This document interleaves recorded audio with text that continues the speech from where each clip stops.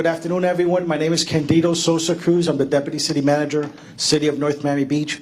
I want to start off by saying thank you for taking time out of your busy day to attend tonight's mixed-use zoning workshop.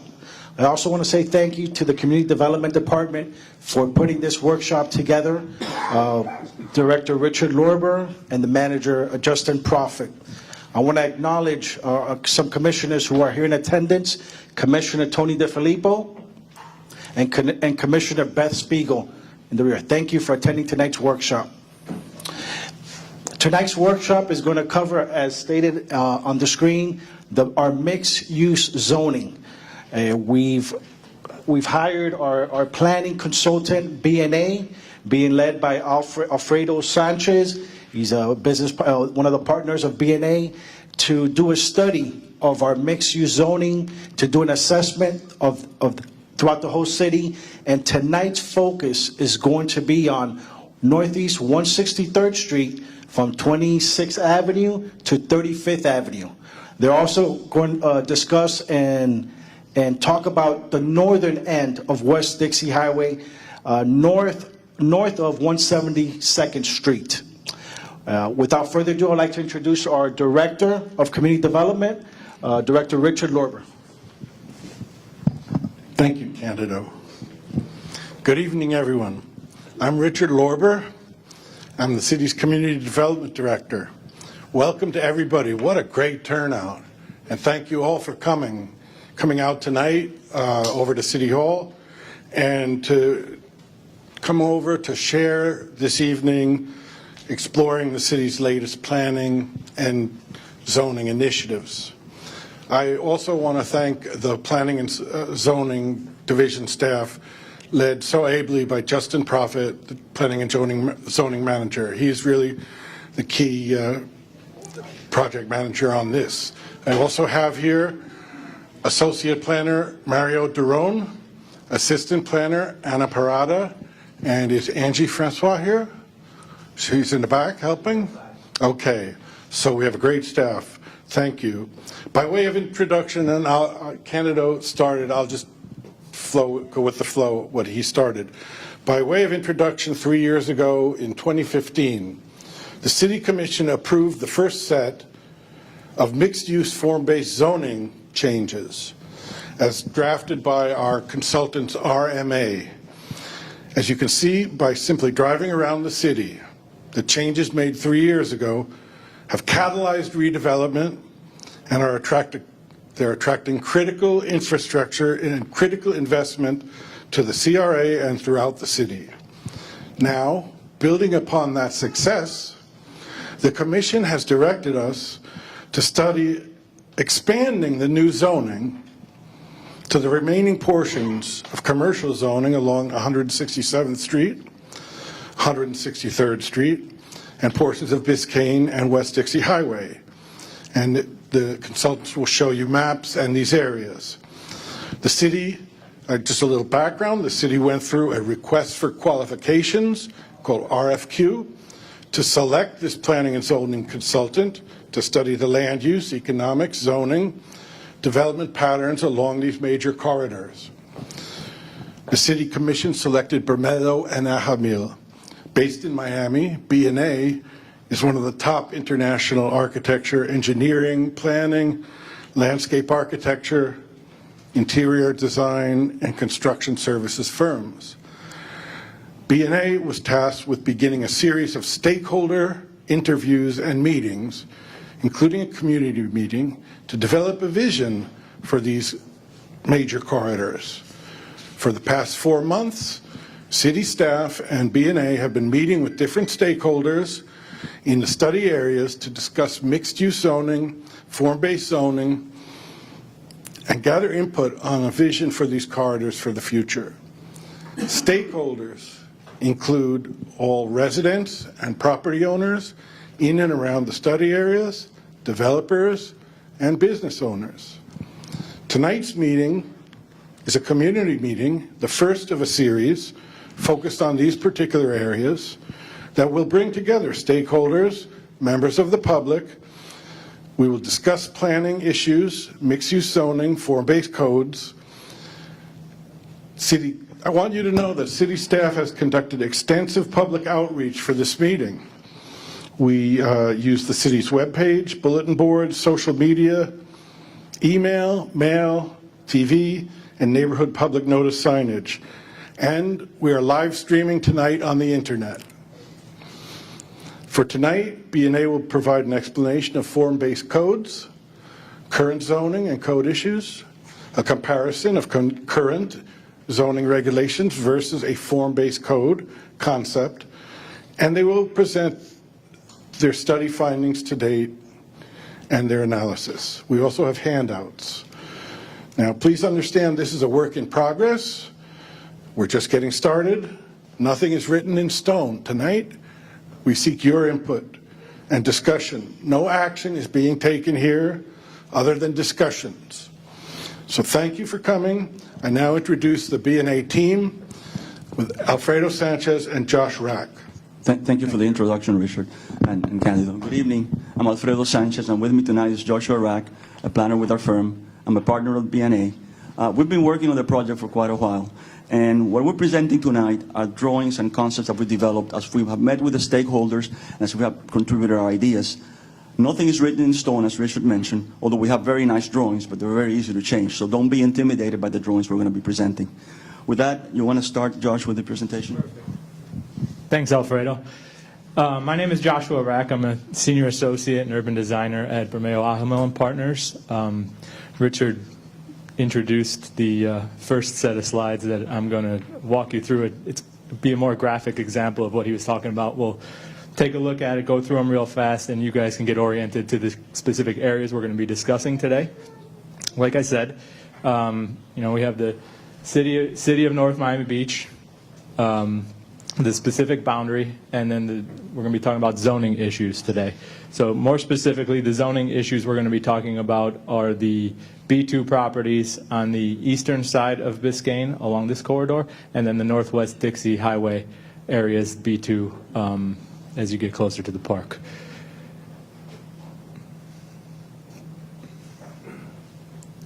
So as Richard said, in 2015, the city, with their previous planning consultant, did a study of the phase 1 of the B2 conversion to a mixed use, and these are the areas that you see to my right in the left, in the yellow.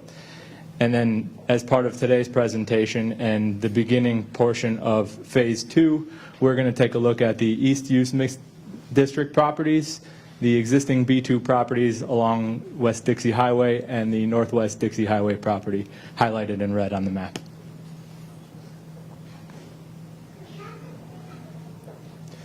Just a quick example of the study areas. More specifically, we'll go into detail as I introduce Alfredo in a minute. And on the left, you see the East Mixed Use District properties, which is the strip along the corridor, and then specifically the Northwest Dixie Highway property. Josh, can you speak a little bit louder? Yes. You want to change the slides? Yeah. You know, the presentation is so big that we have to break it up into pieces because we have aerial shots and we have drone shots also. So we're going to start on the second part of the presentation. You just saw the study areas and what they're defined as, and we're going to go into the issues and the problems and the opportunities that we'll be addressing as we move forward. This changes it, right? So this is the study area from 35th Avenue to 26th Avenue. And of course we have the park, the green areas, the single-family homes of Eastern Shores, the townhomes, the preserve area, and of course Dixie Highway. And this is the area that is going to have eventually the transit and a much higher intensity development. And it's an endpoint, a link between the area to the east and the proposed transit station. So this corridor, as a pedestrian corridor, is a very important area.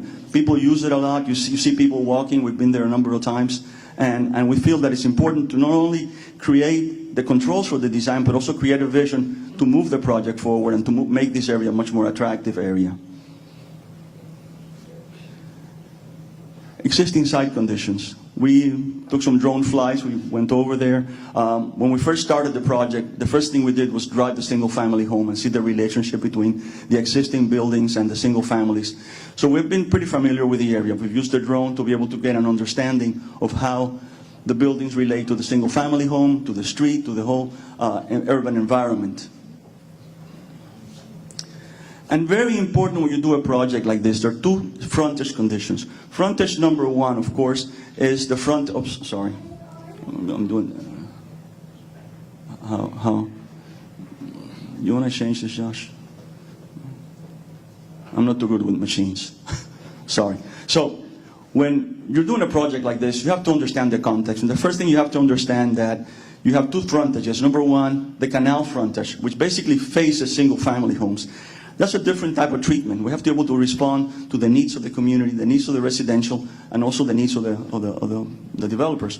And then, of course, we have the street frontage towards the 163rd Street. Two important things that we've highlighted in blue and in green. In blue, we have canal frontage, a specific type of treatment. On the green, we have townhomes, and those are different types of treatment. So we have to understand the context of how we're relating to these two specific areas of community. And we've been listening to what your concerns are. And we wanted to get right into them. The location of structures, view, shadow, reflection, privacy, people looking into your homes, the architecture and views, the garage architecture, lighting intrusion into your homes, exposed conduits or equipment, antennas, satellite dishes, setbacks, landscaping, attractiveness, not having any garbage areas, walls, the seawall and docking. So we're cognizant of the issues that you're facing and the concerns that you have as single-family residents. And I think we have to understand when we do a project like this, we have three types of stakeholders. Number one, the residents that live behind the buildings, the development area. Number two, we have the property owners who want to develop and want to have a rightful use of their property. And number three, we have the city that wants to create an attractive environment for everybody within the community. So we have to respond to those three stakeholders. And in our research and in our approach, we're very cognizant of these type of response. Can you move ahead? So what are we going to do to address that? And let me say that at the end we're going to have a discussion, and we can go back to whatever slides you want, and we can discuss them. Landscape buffer and screening issues. We flew the drone. You can see the homes, the apartments right on top of the homes. And by the way, the present zoning code does not prohibit that. Okay? Under the B2 zoning, you have a 25-foot setback, and you're allowed residential. Okay? So you can build houses, you can build apartments right to that edge in exactly the same condition that you can see there now, except for the other three stories that have to be set back at 15 feet. But you have that condition presently.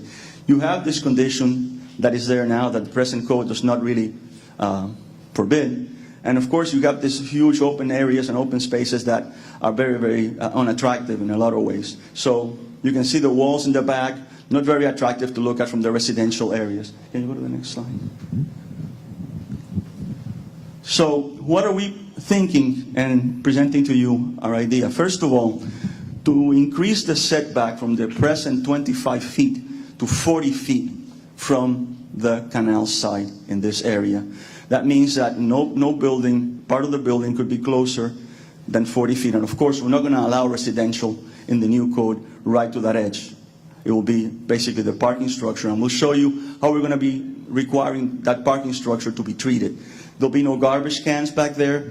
There'll be no driveways. There'll be no antennas, nothing except a very, very attractive landscape area. No parking. So we want to make sure that that view from your homes is protected and is made attractive, not permit any of the things that are happening now. Can you move to the next?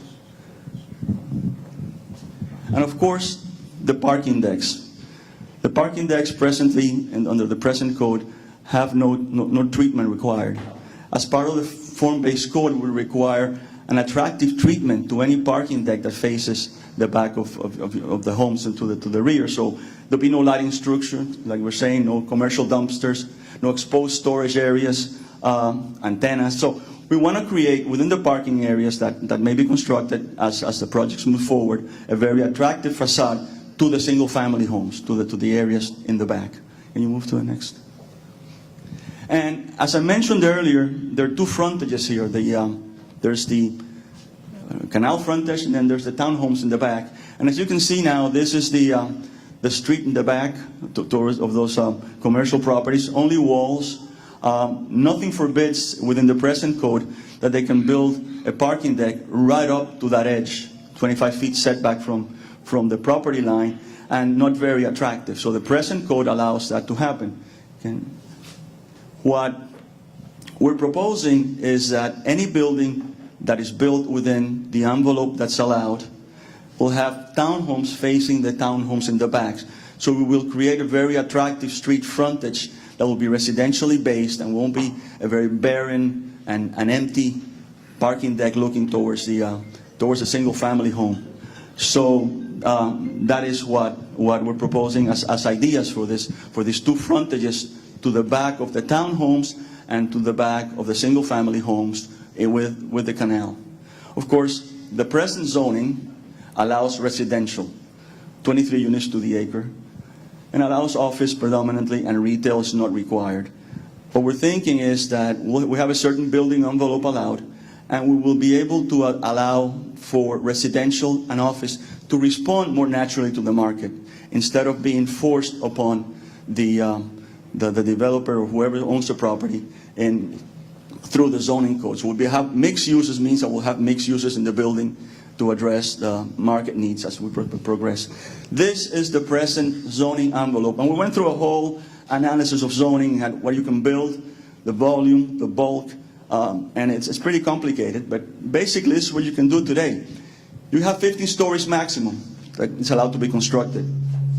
Oops. You can be 25 feet from the back with residential, and another 15 feet if you go 6 stories high. You can pretty voluminous building, does not protect any of the residential in the back, and doesn't really create any attractive street scene, any vision how the area will evolve as a pedestrian area. That's very important.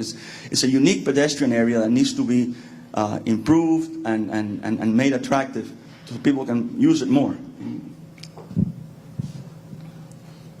The canal frontages, I think this drone slide is very revealing. Those apartments are right smack on top of the houses. They don't really provide any privacy. We want to be able to eliminate that and not allow that to happen. And Josh, I'm going to let you go through the form-based code since you're more... Gladly, and I understand that there will be some sort of form-based code workshop where Justin's going to be leading in the next few weeks. But just to kind of give you a primer for that. So a form-based code is basically a more modern version of traditional zoning where, like we're here today, that it's driven by public input and stakeholder interviews and input to formulate a vision. And then the form-based code is the vehicle that implements that vision. Form-based codes by nature encourage mixture of uses, whether vertically integrated in the same building or integrated horizontally from one property to another. Now that's not to say that it's just any uses. It's very careful to lay out compatible uses that make sense to be integrated into the same building and across properties. The interesting thing about a form-based code is that it prioritizes the human beings. Traditional zoning tends to be a response to move vehicles, automobiles along the street network. The form-based code is taking back our lands and is for human beings. So everything is, architecture is pedestrian scaled, it's designed, it's articulated, like I said, designed to the human scale. In a response to move the human beings and the vehicles, form-based codes generally, they're multimodal. So instead of just automobiles, we want to design for buses, automobiles, rollerbladers, bicyclists, Uber, Lyft. Every kind of method of transportation, we want to make sure that we design upholding the pedestrian experience at the highest priority.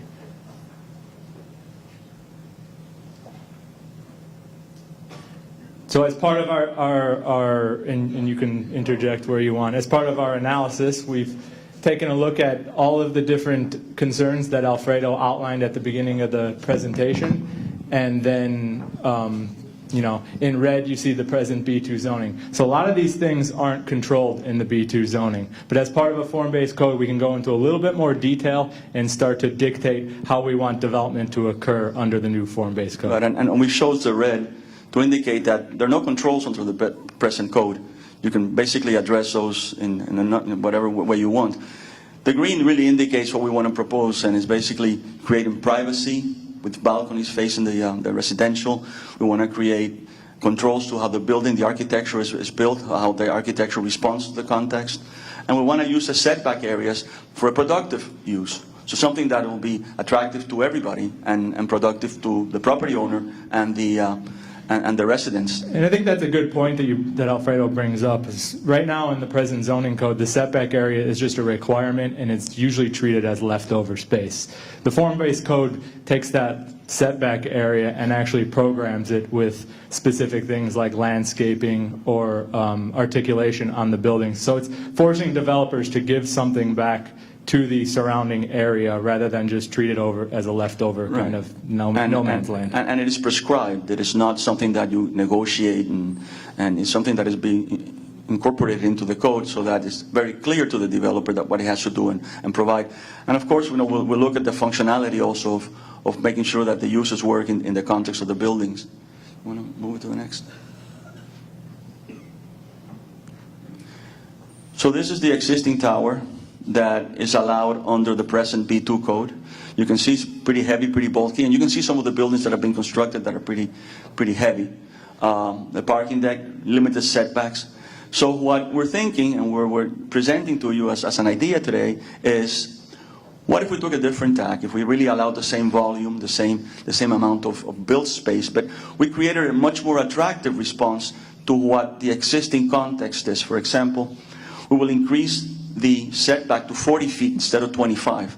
So we'll have a much bigger setback from the single-family homes. Or we will allow only landscape to be constructed in that area. And there'll be no active uses other than the parking deck that will be buffered through the drawings, the designs that we showed you. So that will be very, very controlled so that the views from your homes, from the single-family homes, is very protected. If we came in with a residential building and we had a deck, that deck will be set back also further so that nobody standing on that deck will be able to look into the homes. We would shift the building forward to the street edge so that that building is much, much further away. It's about 375 feet from the existing home. So we increase that whole area so that the views and the people looking into your apartments, into your homes, won't happen, particularly in the lower levels that are so far away with the angle of view. You want to go to the next slide? And of course, line of sight. Usually when you're standing, you see about 15 degrees in the vertical and horizontal direction. And the present code really brings most of the building to that edge, and you see it pretty heavy upon you. If you look at the idea of setting the building back to the street edge, you want to move it, Josh? The distance is greatly increased. The line of sight is much, much further back. So you have much more privacy in the development of the project. Now, these sites as of today are allowed a certain volume and a certain amount of construction that needs to be respected. So we're addressing how the building relates to the surrounding context. And of course, doing a building like this also is much more attractive to any builder because the real attraction here is the park towards the south and the views that are generated towards our area. So we believe it's a win-win situation in that respect. And one of the things you'll notice between the last slide and this one, that's up here, is that on the first 4 or 5 floors, the existing zoning allows a direct line of sight into the backyards. Something proposed, building massing proposed under a potential form-based code in the manner that we're allocating the building masses. These first 4 or 5 floors don't have any active uses looking into the backyard. And the first floor of the tower at the front of the site, you're already 300 feet away from the back property lines before you can get a direct line of sight into the lot. And of course, something to be added that this creates a much more attractive frontage on the perimeter road. It creates a much better relationship between the building and the sidewalk and the street. And as part of the form-based code, we would provide prescriptions of how the towers will sit on the parking deck. So that, for example, no part of a tower can have more than 35% frontage on the canal side, and it has a minimum frontage on required on the street side. So basically forces the building to move forward away from the residential and more in line with the attractiveness of the open spaces to the south. We want to provide a profile of building that's tall and slender, rather than that photograph of the drone down the canal where you just have the whole back property line lined with residential uses. So what we're proposing with these standards, and I know they're technical and we don't expect everyone to understand this right now, but what we're proposing is to limit that width of frontage on that back edge, and provide even further separation from the canal.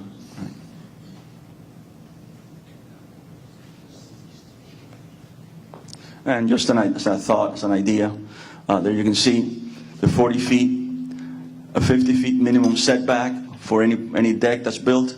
So we have 125 feet basically from that area. And then of course a building setback 25 feet from the front, from the street, so we can create an attractive frontage with retail. And let's hold the questions until the end and we'll come back if you don't mind. Okay, so we'll have plenty of time. We're not going to skim.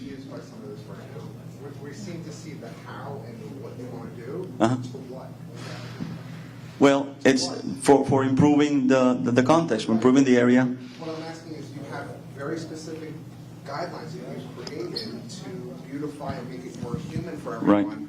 Right. You have these really well thought out guidelines for everything, but what exactly are you applying this to? I live over near 164th, and apparently I hear you guys want to put up large office buildings.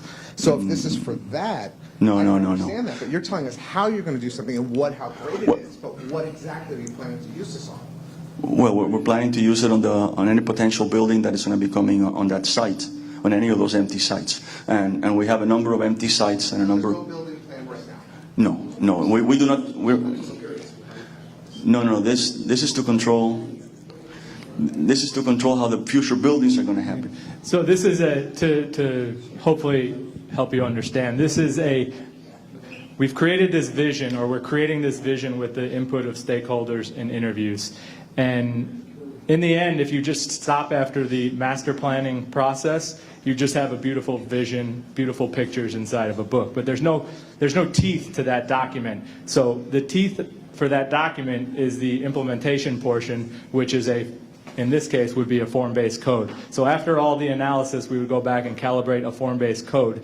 Hopefully, that would be adopted into the zoning code, and then as prospective property owners and developers come in for site plan review, they would have to meet the new requirements of the form-based code that are implementing the vision established by the stakeholders. Right. So we're not addressing any building in particular, just the sites.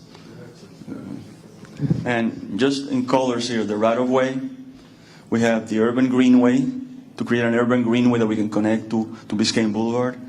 The setback for the building, additional setback for the parking, for the deck, for the recreational decks if they built, the amenity deck, and then amenities up front if the developer desires to do that.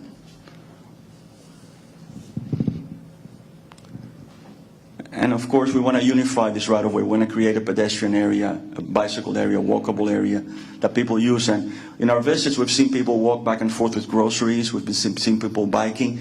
And it's important that it's be improved. It's under the jurisdiction of FDOT. And Josh, you want to go to that slide?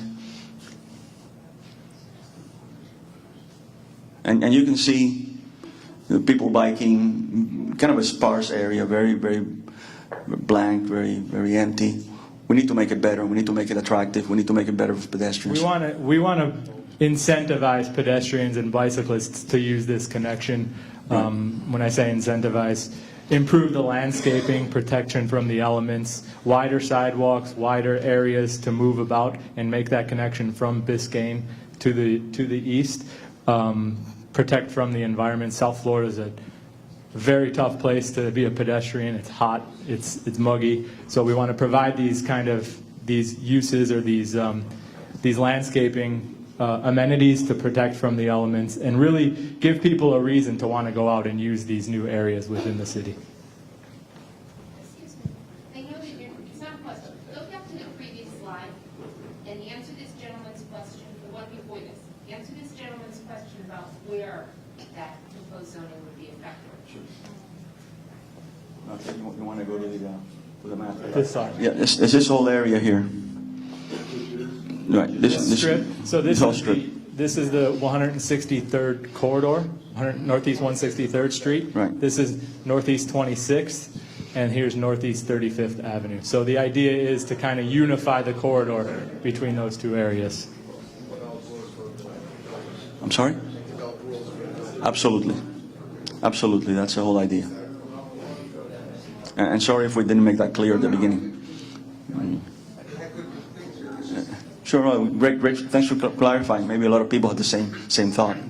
Thank you. Why can't we go ahead and beautify the area without having to implement new rules for future coming buildings, stuff like that? Why hasn't the city beautify the area now? Well- We walk there now, right? So it's only going to be a good walking area for the future once builders come around, right? What has the city been doing till now? Not necessarily. Not necessarily. Not necessarily. It's a two-pronged process. Okay, so I don't understand. And of course, this is what is in front of the area we just outlined now, relatively barren. It needs to be improved. And also, as the buildings come in, as buildings are developed, and we talked about protecting the rights of the city also, there'll be exactions from the developer so we can use that money to improve the area, to improve the pedestrian areas, to be able to create the pedestrian environment that we really want to have in this sector. And, create an active street scene that, people will want to walk through there. So you're not looking at driveways that are circular driveways with buildings in the back and nothing interconnects. So we want to create that environment, an environment that's pedestrianly attractive and that makes you want to walk in the area. And we know there are limitations that, that we have to address. As an idea, for example, the buildings towards the street, towards the perimeter road, the frontage road, creating an attractive, expanded sidewalk so that any building that is built will have to dedicate an additional sidewalk space to be able to create walking areas. Include landscape, include uses that are pedestrian friendly, whether they be retail or cafes or whatever makes it attractive, so that we have a reason to walk there. So we just don't walk by and look at some barren parking deck or some barren frontage. We really want to propose ideas that activate the street and give people a reason to want to come to this area instead of just travel through the area. Right. Right. And of course, One more question, how are you going to get more people in the area when you can't get anybody in there now? We live and we can't go in and out of our homes because of the amount of traffic that we have. Thanks to you people that keep putting up more and more and more buildings. Not you, but the city. we'll talk about that. We'll talk about it in a minute. Can we hold it? Yeah. Sure. This is important. Sure. You guys are missing the whole boat. Okay. On the concept of what you're presenting. Number one, 26th Avenue to 28th Avenue, from the church to the Citgo station, anything you want to do there should not be the same as going east, where Ramon Katz and all the other properties. However, what you're looking to do in one space shouldn't be done. What you're saying is you're going to uniform the whole thing. No. What we said was the rear frontage. Okay, the rear frontage are different, and we explained that the rear frontage on the canal side has a certain type of treatment that is quite different from the rear frontage of the houses in the area that has the townhomes, the 26th to 28th. So that's what we're saying. Okay, now along the front, okay, we're not really impinging on the creativity of the architecture. The architecture can respond in a lot of very creative ways. What we're trying to create is a continuity so that it becomes attractive. It is not haphazard in the way that is addressed. And it'll take a while to be developed, but it'll happen.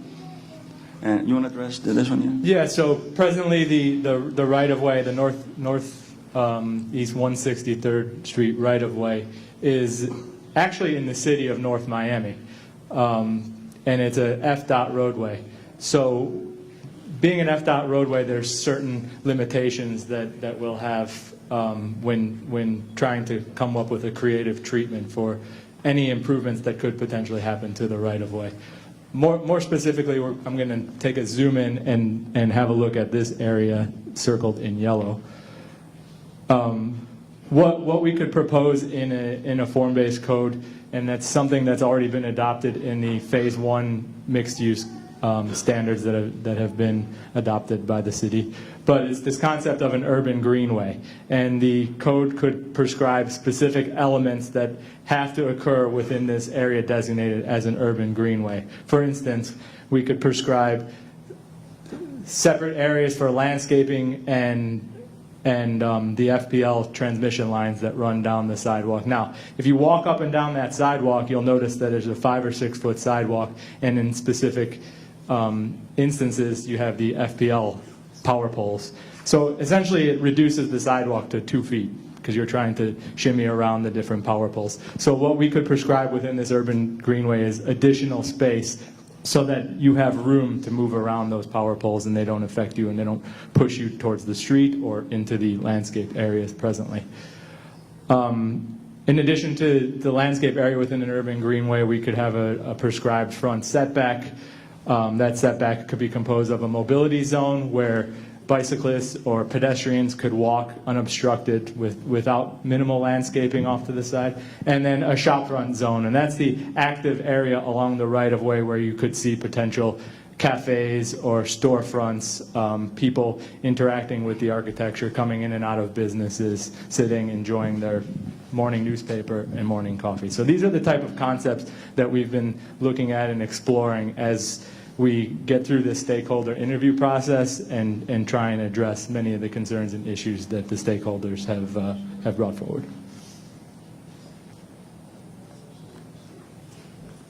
You want to go through this?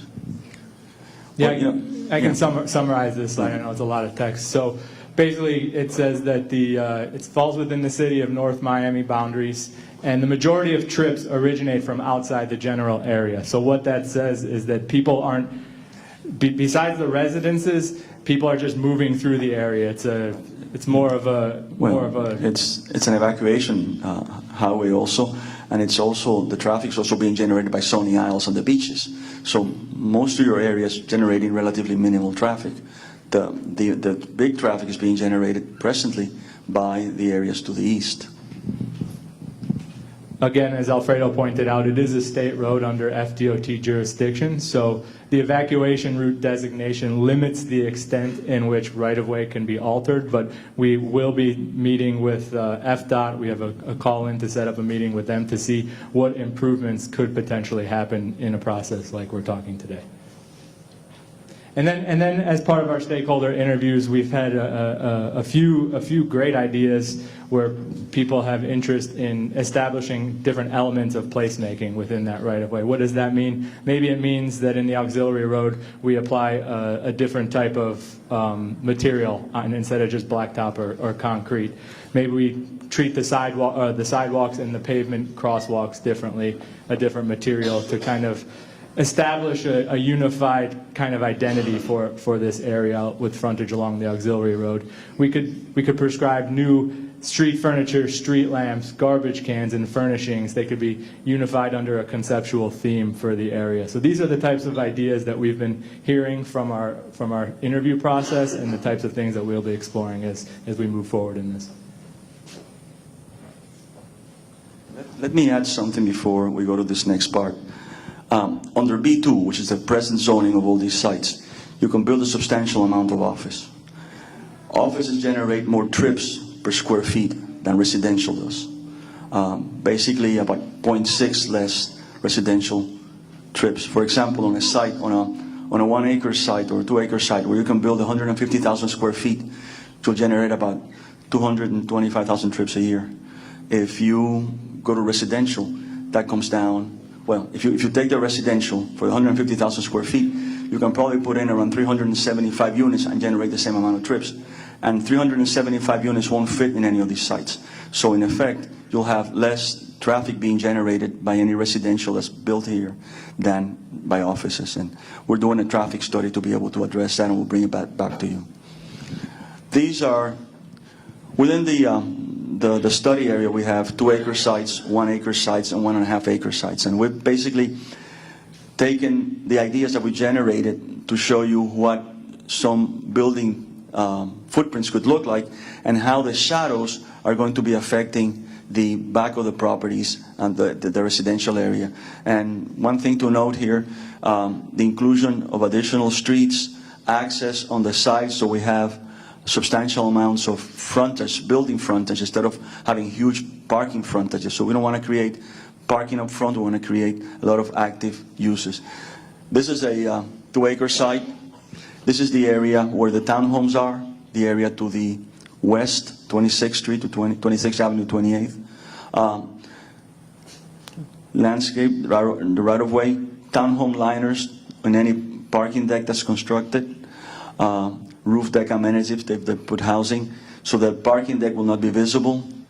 Active street scene, and then a tower element that is set back sufficiently from the back to be able to allow an attractive development for the residential. You want to go to the, is that the shadows? And then of course we did a shadow study December 21st and how the shadows will be affecting, and you can see them, how they project. You want to do it again, Josh? So. There's a few more as we go along. Okay, and this is a 2-acre site. Again, I think it's important to note that this is just a typical 2-acre site. It's not a specific site anywhere along the corridor. Right.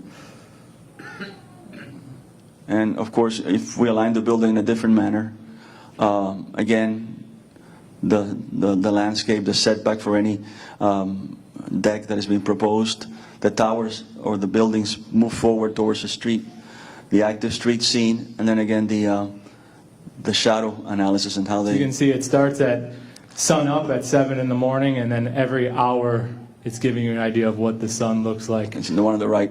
The drawing is geolocated for North Miami Beach, so these are accurate in how they're portraying the sun angle. And the idea is that we can provide certain massing standards that minimize the effect that the towers would have on the surrounding neighborhoods to the north. And a smaller site, and how that will relate, and how the shadows will project, given the form-based code controls. You want to go through that?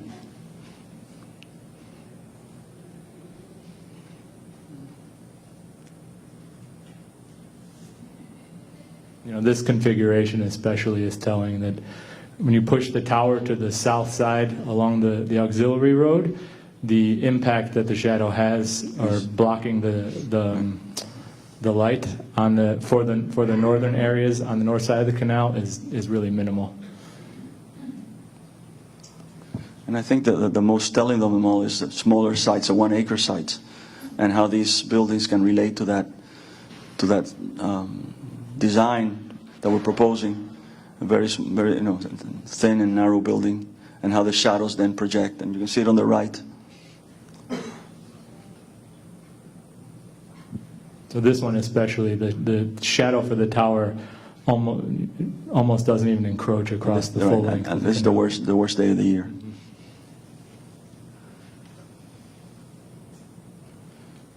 So this is a slide of the City of North Miami Beach review process. Under any potential form-based code, especially in the Phase 1 areas right now, and then eventually in the Phase 2 areas, a developer would come in with a submittal, and they would detail out all of their planning and zoning, urban design and architecture, public works, landscape requirements. Police would have an opportunity to review for compliance to their regulations. Utilities and engineering would be reviewed closely, and a separate traffic analysis in addition to the one that we're going to be performing for the whole district. Each individual developer would have to come in with a traffic analysis to analyze the traffic numbers and trips generated for any potential new properties. Once that proposal is put together, it's submitted to the TRAD, which is a technical review of applications for development. that committee would meet and provide comments to the developer of things that they need to look at, things that they're not complying with, or any type of flags that the committee sees with the applications and the site plans. And the form-based code. And the form-based code. And then after TRAD comments have been addressed through the site plan review process, it would go to public hearing for the P&Z Planning and Zoning Board, which would be another opportunity for the public to provide their input. And once it goes before public hearing at the P&Z, it finally goes to a public hearing in front of the commission where they would make their presentation to the commission, and then the commission would discuss the different site plans coming in. And with that, we want to open it up for discussion. I think we'll pass the microphone around. Thank you. Just, I'm Justin Prophet, and I'll go in an order, and we'll do this. But I think to guide the discussion, I want to ask two questions first that some might have, and you can ask the same question again if you want, but I think this might help for some. First one, what is the purpose of changing the zoning now versus doing nothing?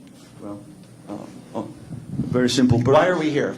Why That's are the we question. here? Yeah. Well, we're here because the present zoning code doesn't really work. It's not getting us what we really want, and it's not really protecting the interests of the community in a lot of ways. The interests of the single-family homes, the interests of the city in creating a very attractive pedestrian environment, a very attractive, lively area, and also the interests of the property owners, because they'll be able to do something much better. So we're here because the present code does not meet the requirements and the needs that we have to be able to address the area. And you've seen it in the new buildings that have been built. They're responding to that code. They're very limited. They're not creating an attractive environment, and that's the reason we're here. The present code is not. The present code is an antiquated zoning code, and unfortunately it responds to a time when people were moving out into the suburbs and buying cars and then traveling long distances in traffic. And as we get into the future, like I said, we're starting to prioritize public transportation. We're starting to prioritize multimodal relationships with the urban fabric. And the present code just simply doesn't do that. So a form-based code will start to address all of those issues in the context of the stakeholders' input. And then what about the people who live there now? There's some condominiums and apartment buildings in the study area. What would happen to them? And how will this affect them? Well, And then we're going to move on. The existing buildings? Yes. Not really, unless they tear them all down and start over again. So it won't affect them at all in that respect, in any respect. I mean, they're basically grandfathered in. They exist as they are now. So it would really not affect those buildings at all. The existing buildings will be as they are. If eventually they want to remove those buildings and create new buildings, they would have to respond to the new code and the new requirements. So they won't be able to sit 25 feet, the residential, back from the existing canal. They'd have to respond to the setbacks, and they would have to respond to the new code. So I believe you had a question here. You want to? Right. Let's do this. Let's organize us. The gentleman in green, the gentleman in blue, the lady over there in the back, and the lady in white, and we'll go through it. Thank you. What is the traffic going to be on 26th Avenue, 28th Avenue, and 164th, that corridor? Is that going to stay the same, where it's not a threat, where people can't go in 26th and 28th Avenue? As was mentioned earlier, FDOT, that's an FDOT road, and it has to be dealt through FDOT. Changing that road is a very specific project in those intersections, especially at 26. We're not going to be looking at that precisely, although we're going to be meeting. I've put in a couple of calls to FDOT to meet with them to see what their plans are and see how we can respond to that. But let me go back to the traffic. The traffic as it is today, as it is allowed under the present code, will permit a substantial amount of office buildings that will generate much more traffic, okay, than the residential or mixed use that may eventually be constructed. That's down the road, but we've already gone through this. I don't know if you know the history. I mean, FDOT is already, and everything, 28th Avenue on 164th is a closed street. It's a dead end, which creates the safety for the whole community. You're talking about... So what you guys are talking about, it's going to be a mess. Let me go back to that. That is a very particular issue. We've looked at that. Okay. that was thought out by the mayor and the city commission, and they gave that approval. Well, yeah. Not well. That's pretty heavy duty. You had 350 people about 14 years ago screaming and yelling to get what we got. Now you're going to take it all away in one swoop? I don't think that anyone said anything about taking that away.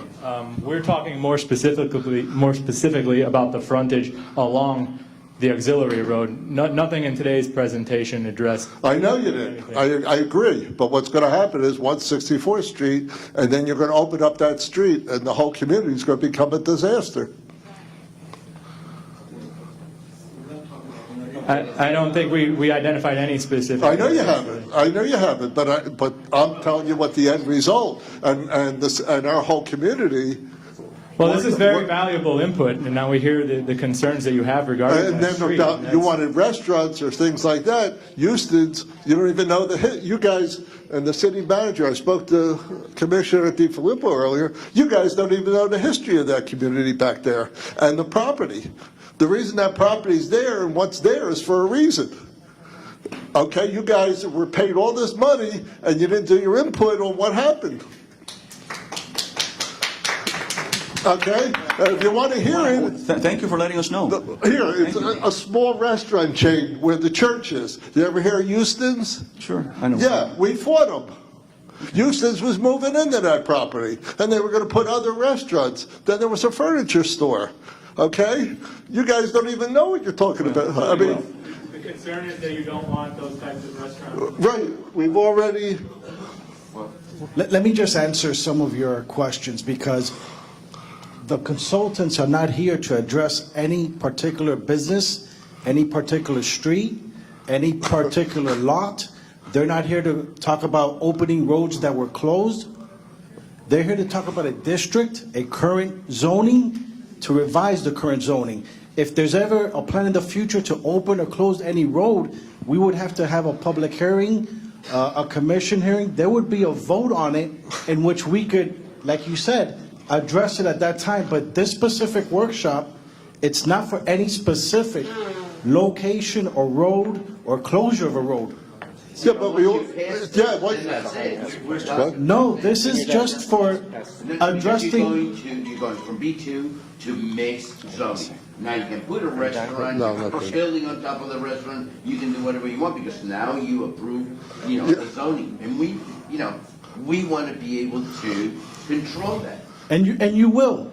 And as there was a slide that mentioned the process of any new development coming into the city. The process starts with TRAD, presenting plans, making sure that those plans are follow our code, police guidelines, public works, engineering. Then they have to go to planning and zoning, which is a public hearing, which our residents are part of the planning and zoning committee. You will have an option there to speak during public comment. After that, it goes to the commission hearing. Again, there will be additional public comments. So any specifics that anyone wants to address, if it was so to come in the future, there will be opportunities. But this is not the workshop for any of those specifics that you're bringing up. But you gotta look at what the community wanted before and what they've. This is a lot of work to get where we got to. This was years. You had Houston's, then you had the church to get that community the way it was. It wasn't money was raised, law firms were hired, and now to start this all over. But we're not. Again, if any of those businesses that you have concerns That with isn't the whole concept. are to come back, that's a different matter. So just so everybody knows, as you bring issues up, we do have our planners. I'll be writing them down. We're going to be taking them and compiling them. So we're going to continue. This gentleman was next. There you go. Okay, I have a question right now about the B2 zoning, which is your 26th Avenue to the 28th Avenue. So currently, how high can you go right now? 15 stories. Okay. Or 150 feet. All right, so the zoning, so that people do understand that some of it might be commercial zoning, that they can go 15 stories, and you're also now trying to take that commercial zoning and put residential mixed use with it. Correct.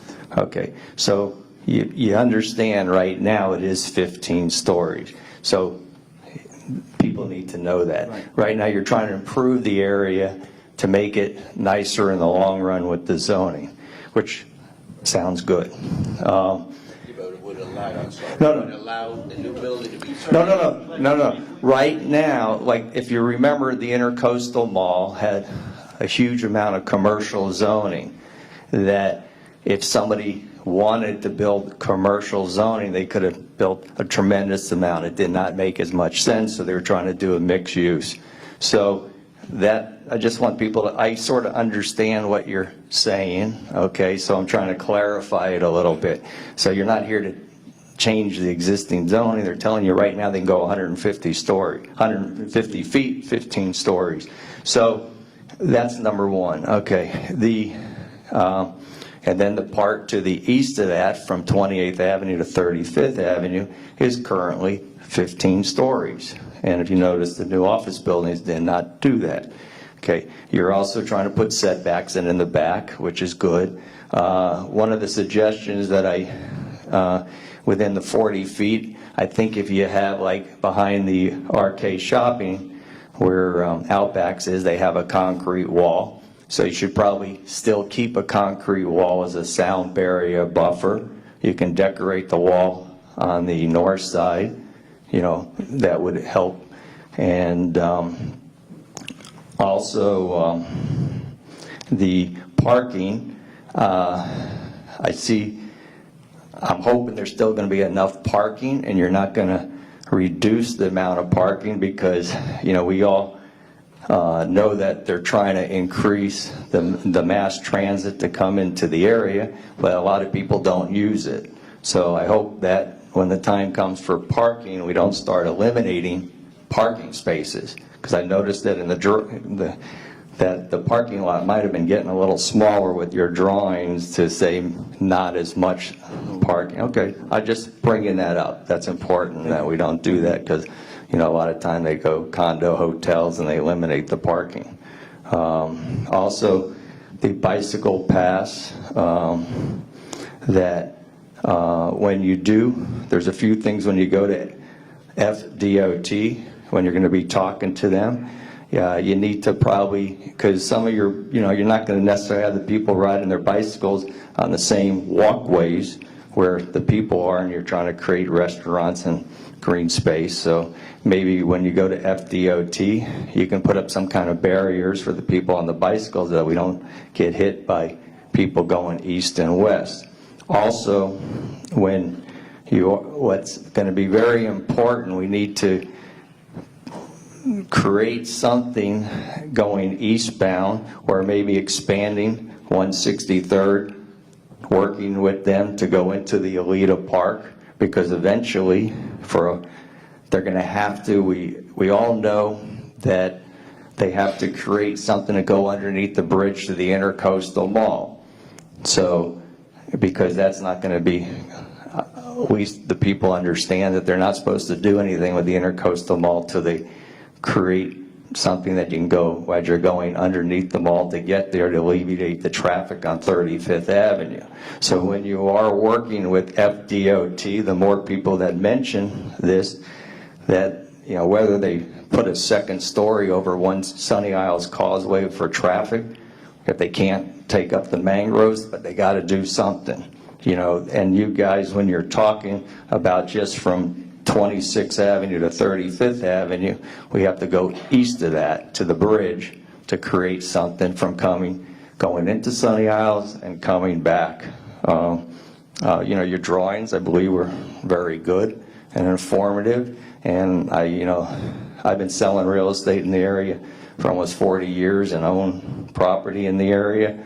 So, I've been seeing the changes. I remember the stories that everybody from Lakeview and Leeward, were doing. And, so people have to realize that the zoning did get changed along the way in height, or we didn't realize it. So, but, it does look good, and it's not an easy task, but I think if people, can do this, and I hope the lots are deep enough to make it worthwhile for the developers to go do these kind of setbacks. Those are just, the points that I noticed for now in the short time. Thank you. Thank you.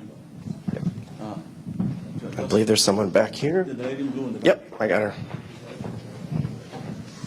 I want to stand up. Sure. Alfred and Josh, I think you've been very vague and generic in showing us an approximate usage. However, the same things that other people have been bringing up, there's something that hasn't been brought up yet, and that's the service road on the north side of Sunny Isles Boulevard, and what happens to that? You're speaking about the auxiliary road? Mm-hmm. Right, well, that remains. Service road. Yeah, right. We addressed that in, Right. nothing. Nothing. Okay, and so on the map there, somebody's standing in the way. On the map there, we are between, this is Lakeview Townhomes that I'm speaking of, and Leeward, and the roads that, and the residences that go back on 26th Avenue. I think I may have heard something, but I may have not heard it properly. Did you say that the buildings that already existed on 163rd Street were not going to be involved? For example, I heard something about the buildings that were already there. Does that mean, because I have no idea who owns that property, the Church of the Latter-day Saints, the Kabbalah Center, the offices that are around 27th Place and 163rd Street, are those all going to be gone with new development? No. Let's qualify that. What we're saying is if they eventually are sold and redeveloped, they would have to address the code that is being proposed.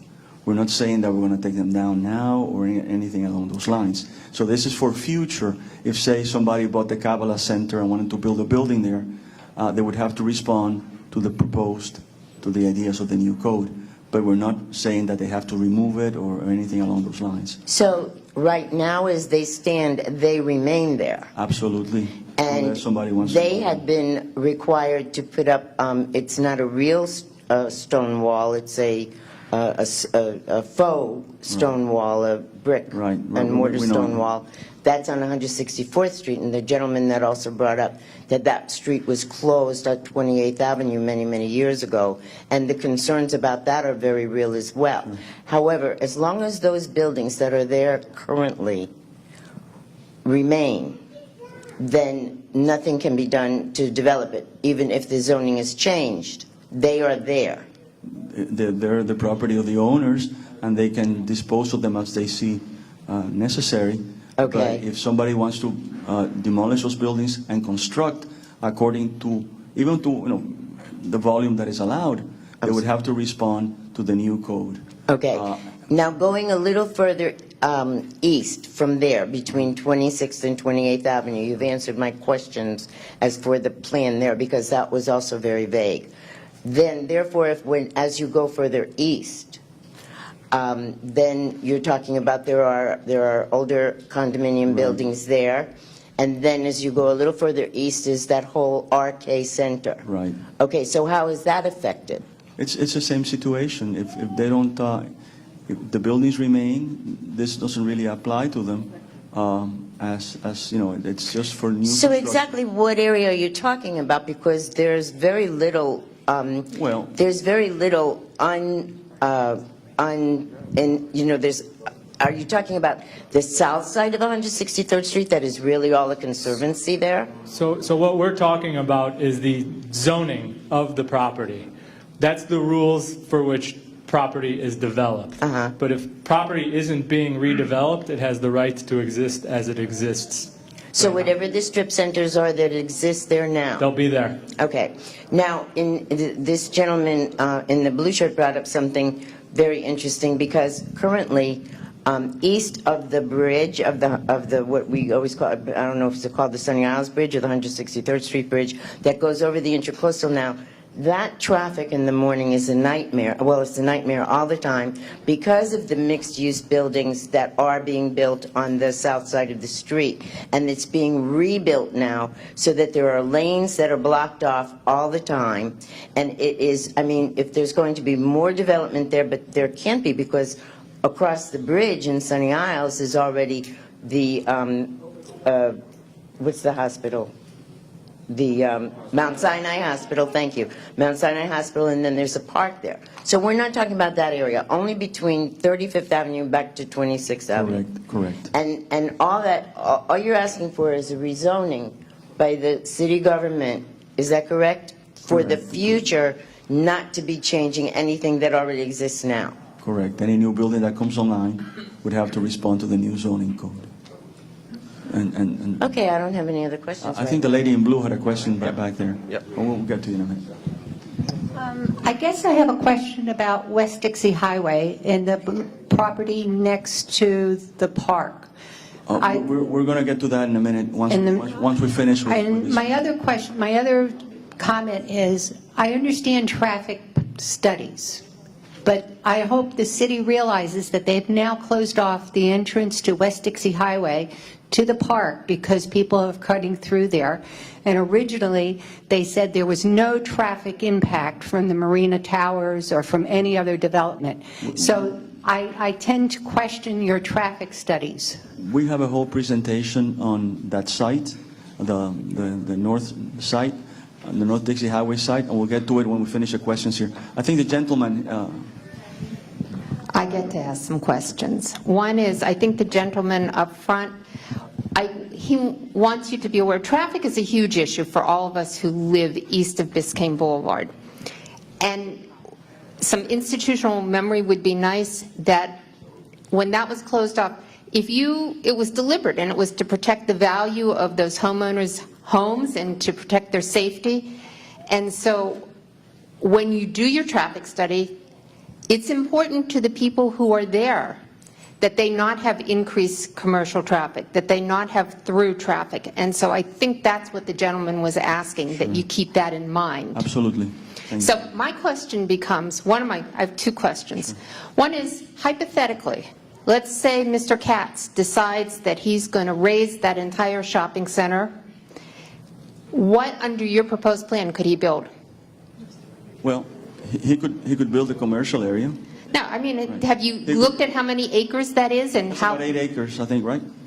About 8 acres. So he could build a mixed-use project with residential, with retail, with offices. He could build a mixed-use project and respond to the heights.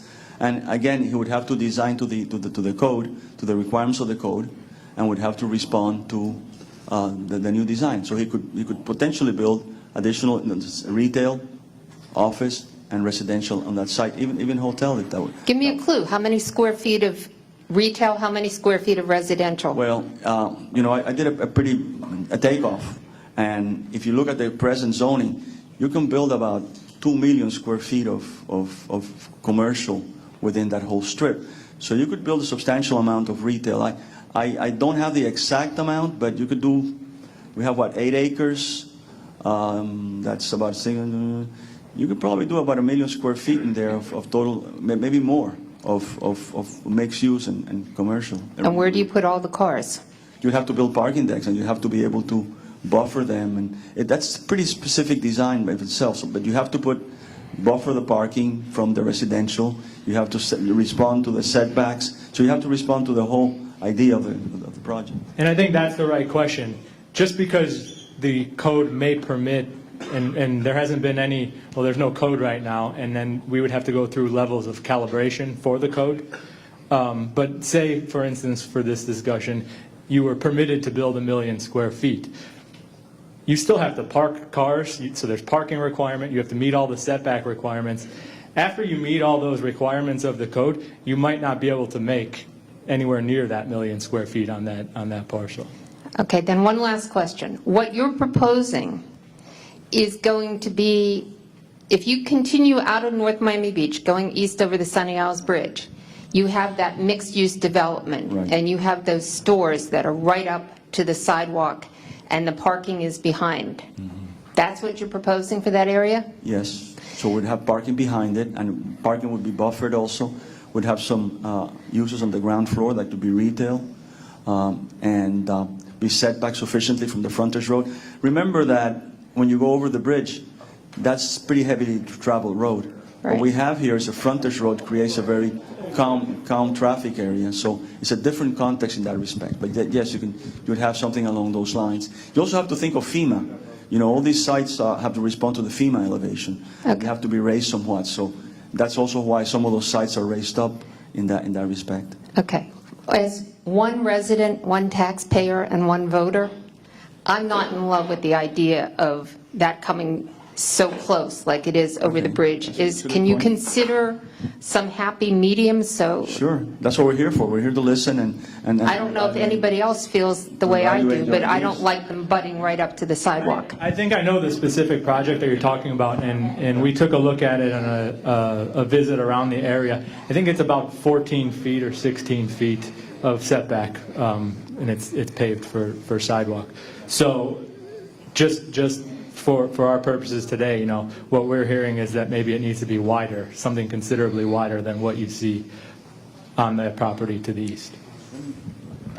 Hold on. I think this gentleman, his hands up. You still want to ask a question? Hi, Go ahead. No, let's go. Okay. my name is Bruce. I live in Eastern Shores as well.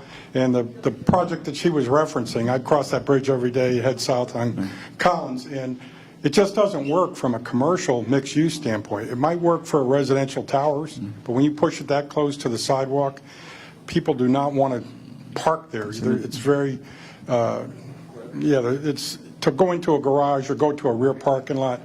The businesses wouldn't be supported. So you really, really need to look at just residential tower, basically, at that point, if you're going to push it out to the sidewalk and not have parking. But that's a good example. You just go over the bridge and look Right. at it, and you'll see it. But the businesses that have been in there, one was a major chain, Aroma. They didn't last too long because there's no traffic there. Nobody wants to visit them. Thank you. Thank you, gentlemen. I don't want to beat the dead horse with over whatever that saying is, but we left Eastern Shores at 5:30 and got here 20 after 6.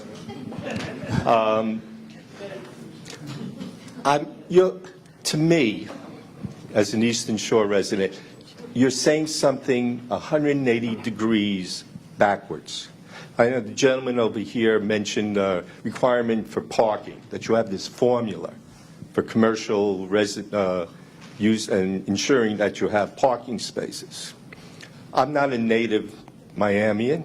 I think you basically know where I'm from originally. What happens if you build no parking? No parking. Does that encourage public transportation? How do you encourage public transportation in this city? If you're so concerned about these cars, you're going to get more cars. You're going to get more traffic. Can we think, you know, in terms of long-term planning, if that's what you hear about, then where's the focus on public transportation to get to these commercial buildings? The day I moved here, I asked my next-door neighbor, how do I get to the Marlin game by public transportation? And he thought it was crazy. So why are you so concerned about more parking? Why don't you have less parking? And if people want to come to your offices or your restaurants, let them come by public transportation. You can't get over the railroad tracks. You can't get over the bridge many times. You're going to take land away from Olieta to expand the roads? Doesn't make sense to me. Thank you. Hi. First of all, I want to say thank you so much to the city for holding this workshop, because I think the city needs to hear from the residents, and it's not often that the residents have an opportunity to speak, and they don't know about things coming up at planning and zoning meetings or about city council meetings because they don't follow the calendar. And thank you to Commissioner Spiegel and Commissioner DeFilippo for being here. What I wanted to say was that the form-based code was brought up at last month's Planning and Zoning Committee meeting, which I'm pretty sure none of you knew about. The committee voted, except for one person, voted in favor of it, and the one person who voted against it was basically because there was no public input. This was supposed to, the form-based code was supposed to come up to the city council meeting last week, and the only reason it wasn't voted on was because the council meeting was canceled. So Joshua? Yeah, Joshua mentioned that there would be a workshop on form-based code, but were they going to hold this workshop after the city council voted on it? And if, I mean, what was the point of that? So I, as a resident, would want a workshop before it even got to planning and zoning, or it gets to the city council. And two, the form-based code is you know, you're talking about the pretty things, about the trees and the, you know, and the parking and all that. But what you failed to mention is other things that, and I'm not saying it will happen, I'm saying it could happen, is that a fast food restaurant or a car dealership could come into these areas because of the way the city council votes on it. And we need to have this workshop so that the residents can say what they do or do not want, and then the planning and zoning and the council should vote on what the residents want. Thank you. Thank you. Hello, everybody. So I'm the one person on the Planning and Zoning Board that voted against the form-based code, but that's another issue. So Excuse me. Yeah. I'll stop you. I'm unclear as to what Fortuna and you are referring to at a planning board meeting approving a form-based code. Isn't that in fact what came up at the last Planning and Zoning meeting? No. Wasn't I there? Proposed ordinance that they recommended. Okay, the proposed ordinance has to do with the Adopting No, form-based code It's the for list the of city. permitted uses. Right? Okay. Yes. Okay. Thank you, Mr. Lorber. Okay. So I think we're faced with a real conundrum here. And I like the idea of having the setback increased in the back for all the residences that are would be facing the back of these buildings. But then I think we have a real problem in the front, because all those shops that are there now on those commercial properties are infrastructure that support Eastern Shore's residents. So if you remove that surface parking that's in the front, I think all those businesses go away. So instead of supporting Eastern Shores and the residents, what we're doing, and Western Eastern Shores, because those are the only people that are going to be using this walkway in this area, are going to be cut off. Means we're going to have to get in our cars more and go further, which, as we know what the traffic is. So you're cutting our throats. You may not see it that way. I think you can't remove the surface parking. And I cycle a lot. I'm one of the few, but I don't know any of my neighbors that would walk to any of these businesses rather than drive and park. You remove the surface parking in the front and build it out to the street, all that is going to die. And I'm still waiting for the mixed use, the Marina Palms, to bring back a restaurant, which they said they were going to do similar to Tuna's that was there before. I'm still holding my breath for that. I don't see that happening. So all best plans have to change and have to adopt. But I don't see this being a good idea in the frontage. Thank you. Thank you. Thank you. Hi. I like the project, but I think it has some blank spots. First, I think that imagine that you can develop the design. One of the yellow block with a corridor and 826 road, and the business with the tables, that picture. Imagine that you do that. You said that the parking lot would be on the back of the building. That, when you get over the bridge and get closer to the beach, right? The parking is on the back. Imagine that you go there will be traffic because the design, I imagine, there is to people to stay there and sit there and eat and have the coffee and read the newspaper or wherever. You want the people to be there, right? So imagine the traffic that would be on the road that is the bus right now. How the people that lives there right now could get to their house. They will have to stay in the traffic to get to their houses. I don't think that you need to figure out that, because there will be the people trying to get to their houses and the people trying to get to their restaurants, everybody on the same road.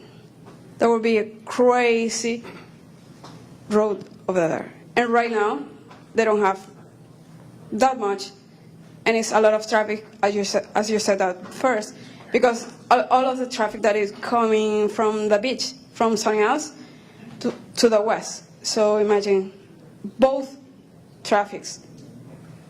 And the new commercial spaces and the residents there, that would be crazy. I need you guys need to think a little more about that. Thank you. Thank you. Hello, my name is Cindy. A question.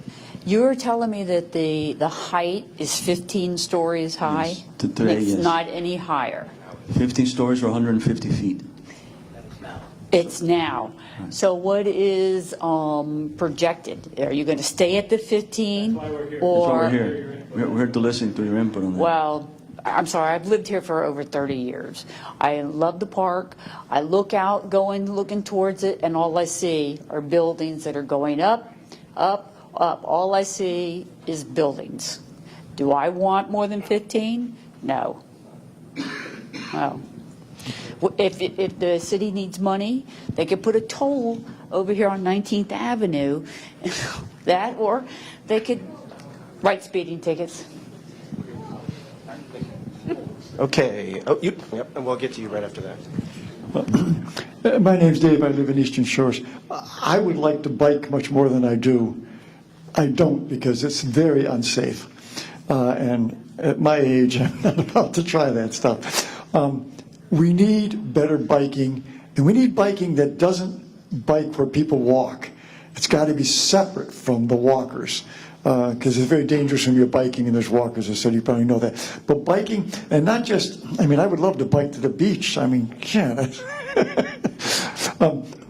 The other thing, there's two other points. One is, I haven't heard ocean rising and global warming mentioned anywhere. And I think our new codes have to begin to take that into effect. I mean, it's going to happen whether we take it into effect or not, but if we don't, it's really going to be serious. And I haven't heard anything at all in any discussion tonight about that. And I think that our new zoning has to look at that. Building height, where it goes, how we build seawalls, all that stuff has to be taken into account.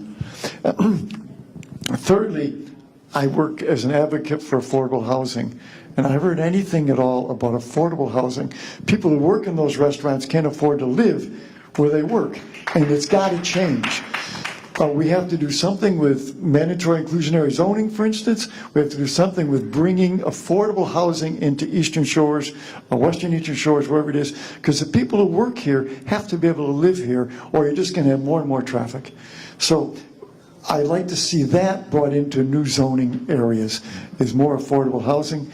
And, you know, there's a lot of people who know a lot about affordable housing that can advise you if you need it.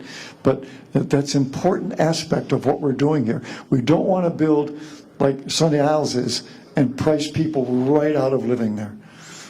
Good point. Thank you. Thank you. Good input. On my end, I just wanted to raise, I got 20 minutes late, and just wanted to make sure if privacy, knowing we're going to zone it so that we can get buildings that are commercial or residential up to 15 feet, how the privacy, especially on 164th Street, if that was touched upon. I didn't hear anybody mention it, but privacy on the backyards, because that lands on the backyards of everybody on that side. And then also along the same lines, if that was something that was assessed in terms of impact on the property's value as well. And again, I don't know if it got touched in the first 20 minutes, but I want to make sure that. And we did. We touched upon it. And of course. I know about the setbacks. I know you mentioned the setbacks. Right, But and the visual access to your property, so that affects property value. So we're cognizant of that, and I'm glad you mentioned it again. So Alfredo, you wanted to move on to the other part of the study? Right. Okay. So, We'll move on. And we'll go for more questions at the end, so feel free, if you want to ask more at the end, you can ask about both, any part of the study at the end. So let's move on. Thank you. And don't forget, we have drinks back there and water and food. Please eat and drink. So can we start? Yep, go for it. So this is the Northwest Dixie Highway property, which is defined by the yellow area there indicated in the drawing. And one Dixie Highway, and 173rd. And again, we took the drone and we flew around it, and we looked at the context, the different residential types around it, the relationship to the park, and you can see where these views are. That's the large development project, Marina Park, right? Yeah. No. You want to go to the next one? And this is a fly around the area where you can see the site and the surrounding context of the park area. You see it from there? Sorry. That's the site right there. Now we're turning east, and we'll be turning and show a view north.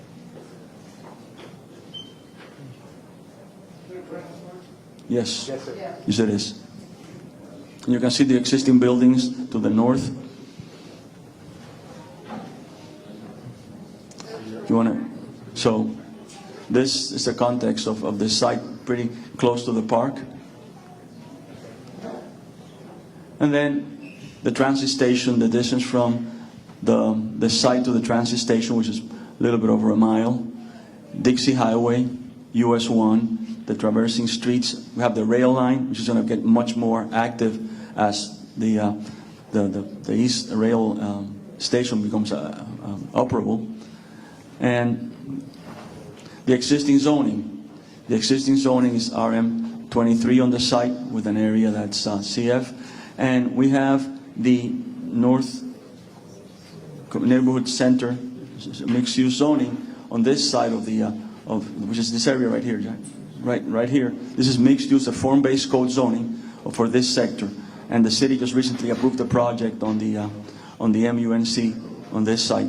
And see, these are some of the heights that are allowed within the context area.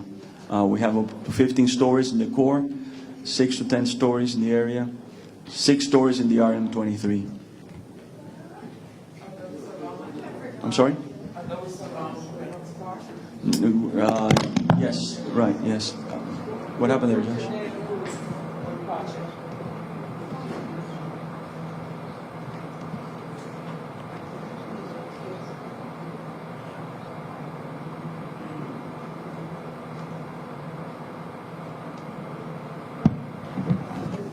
The flyover froze it. Oh, sorry. Okay, so this is the existing zoning of the area. You want to go to the next slide?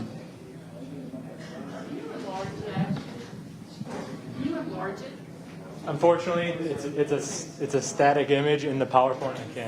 I can zoom. I can leave the presentation and zoom in on something specifically. Yeah. And try and do it. We can do it. Can we do that after the presentation? We can do it afterwards. Let's just go through the presentation and we'll do it afterwards. Do you want? Huh? You want more specifics about the underlying zoning? Yeah. Okay, so presently the different colors you see here are the existing zoning. It's the colors are traditional Euclidean zoning categories. You know, we were talking about B2 earlier. That's this pink color right here. We have RM23, RS. Those are residential zoning categories. Then in 2015, as part of the first phase of the B2 rezoning process, the city adopted the mixed-use neighborhood center zoning ordinance, which is this white and pink cross-hatched area right here along the corridor. Is that on West Dixie? And I'm sorry, that's West Dixie, and this would be 173rd, 172nd, around that area. So where is Reynolds on this one? Reynolds is this white area here. Right up there. So the property in question is half blue on the north side, and then the RM23 green color on the south side. So it's right here. Sir, correction on the RM23. Yes, sir. If your RM23 zoning is still the same as it was a few years ago, it's not automatically 6 stories maximum. It's 3 stories maximum, and if the applicant were to prove consistency with all the surrounding land uses, then they may be able to go to 6 stories. That's your RM. So that would be, worst case scenario could be Yes, 6 right, stories, 6 stories. correct? Thank you. Thank you.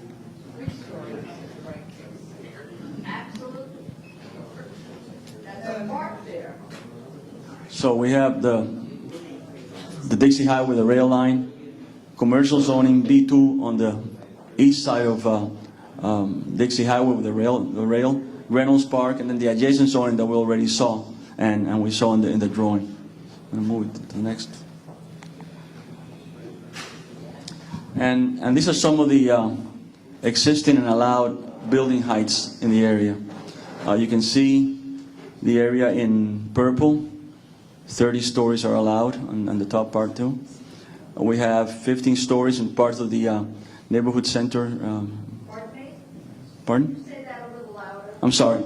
We have 30 stories in allowed in the purple areas. We have 15 stories allowed in the blue, and you can see 3 to 6 stories in the areas indicated there, RM23. And Across US 1? that's on the west side of US 1. I mean of Dixie Highway, I'm sorry. It's the east side of Biscayne Boulevard, because the west side of Dixie Highway is a railroad track. No. The west side of Dixie Highway. I mean, the east side of Dixie Highway is a railroad track. Right, correct. Right. Reynolds Park is shown in green. In green. Reynolds Park is shown in green. Reynolds Park is here in green. We're talking about the land uses to the direct south of Reynolds Park. Okay. You don't have any 50-story buildings over there. No, absolutely not. Absolutely not. Not at all. But in some areas it's allowed 15 stories. 15.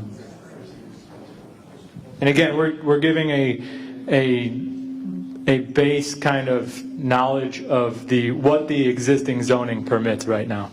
Right, and this is some of the relationships of the existing buildings to the park. It's about 100 feet on this building, about 60 feet on the building on the north side. So the 2 nearest structures to the park, on the south side of the park is this apartment complex, and the nearest structure is approximately 100 feet to the edge of the park. And then the nearest structure on the north side of the park on Biscayne or on West Dixie is approximately 60 feet to the edge of the park.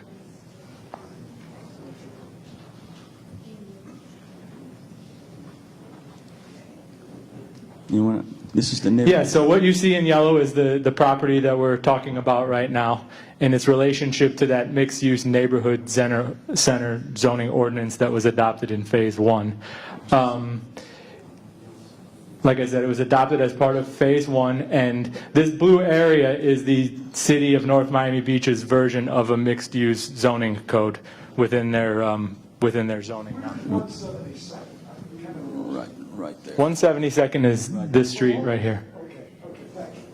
So the yellow is sort of a missing link in this whole zoning strip along Dixie Highway. Want to go to the next slide? And then compatibility. So we took a look at not only the city's zoning, we took a look at further up the corridor. The county, Miami-Dade County, has a standard urban center ordinance, which is a mixed-use form-based code that's been adopted for a few years now, many years actually. And coincidentally, the properties directly north of the park fall under that mixed-use zoning category, and it's called the Ojas Urban Area Zoning District. So we took a look at what requirements those property owners are bound to in the zoning code in an effort to compare them to what could potentially happen or what is happening right now in the adopted mixed-use neighborhood center zoning ordinance.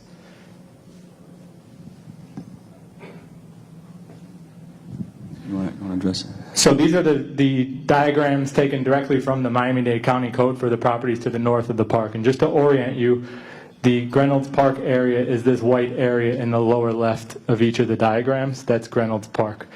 The area directly abutting that we stated was approximately 60 feet from the edge of the park is this tip right here in purple, and that is called the core subdistrict. So the present zoning in Miami-Dade County, the most intense zoning in this OJIS urban area district is the core subdistrict. It permits 3 to 7 stories maximum on the property, and its density for residential is 82 units per acre, and that is currently permitted under the existing Miami-Dade County Code.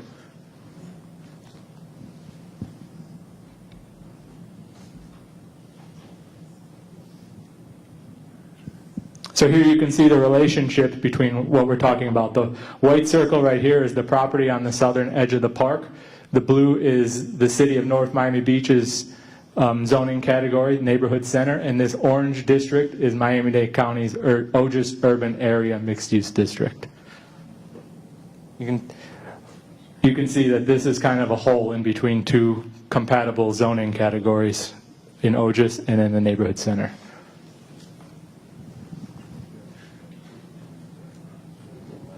And we looked at site geometry and how the site could respond to the urban context. And it's a pretty long site, 640 feet deep, 450 feet wide at the back.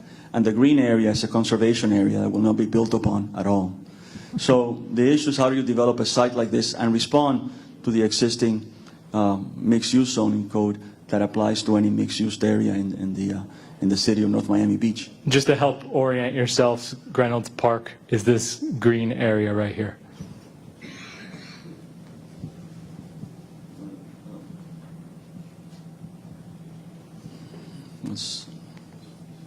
And the street network that surrounds the site. And we feel it's important of any site of this magnitude to be able to create an internal street to serve the needs of the site and to break up this huge site that it's, so we don't have happen what happened on the site next door, that it becomes a very private area, nobody has access to it, becomes a very much more urban center for the project.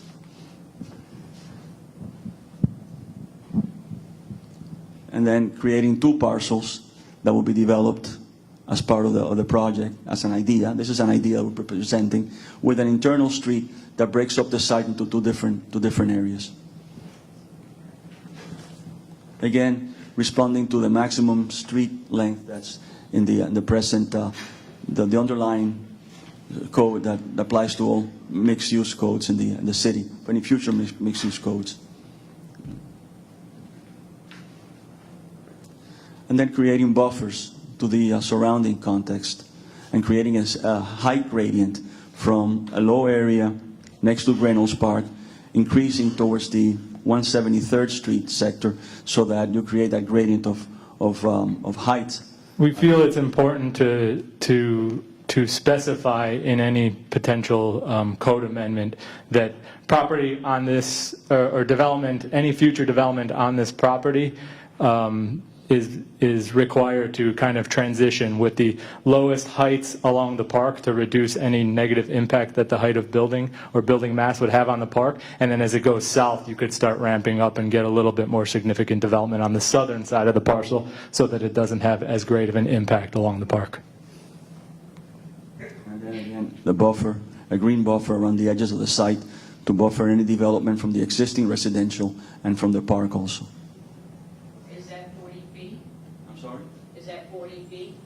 This green buffer now, it's just illustrative now. It could be whatever is prescribed in the code. So once you amend the code, you would say that there needs to be, for instance, a minimum 40 feet green buffer setback from the park edge. Excuse me, could you point to approximately where on the previous one, where Miami Gardens Drive is, please?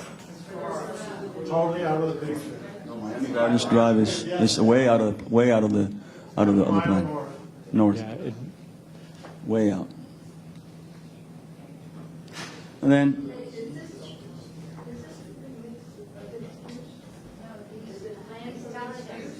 and we're presenting this as an idea to be shared, limiting the height along the back of the site, the park, 3 to 5 stories. Allowing it to gradually increase to 8 to 10 stories along the frontage of the street, and then evaluate if we want to go to 15 stories on this. So one of the site. discussions that we had with Justin prior to coming here today was whether or not to show, you know, what heights to show on this diagram. And the idea was we're going to show what we could see, and then we want to gather the input through the open discussion process to see what you guys feel is appropriate for height on this parcel.